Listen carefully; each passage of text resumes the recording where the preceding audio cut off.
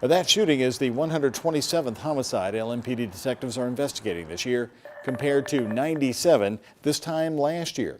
In an effort to combat that violence, Louisville leaders launched what's called the Group Violence Intervention Program. Nearly 10 months after it was first announced, tonight Metro Council members checked in on the progress made so far.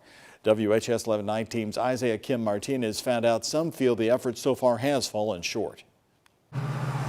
Almost 9 years later, reaching closure remains a work in progress. I go from being hopeful to having no hope to mad, angry. For Rhonda Mars, still seeking answers in the shooting death of her son Brian, her reaction I feel bad for all the families that are going through the same thing I'm going through. to more than 100 other families grieving too this year. You have families that their children sleep in bathtubs because they're afraid of stray bullets. On Tuesday, the city's Public Safety Committee checked in on the program the mayor's office put in place to fight the problem, group violence intervention. We want to know what's going on. The method, which has reaped benefits in other cities, is a multi-step process. The mayor's office says it's made strides in providing resources to victims and their families, helping them to relocate or find jobs. It's called custom notifications. We have done 48 custom notifications that would average out to 12 per month. But the concept known as call-ins, the mayor's office admitted, has not been happening consistently here yet. Part of the problem is most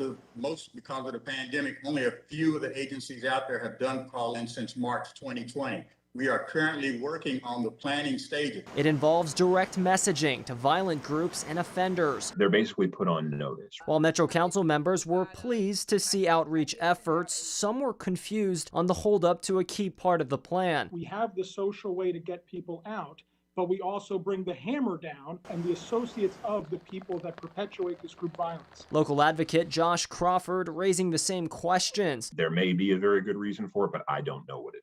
Meanwhile, folks like Mars are hopeful programs like these will bring improvements, Hire somebody to deal with the families afterwards. knowing she would have welcomed them years ago and still does to this day. And Public Safety Chairwoman Jessica Green says she understands the slowdowns to some degree as the mayor's office tries to solidify leaders for the program. But she said council members will check in often until that happens. Isaiah Kim Martinez, WHAS 1119.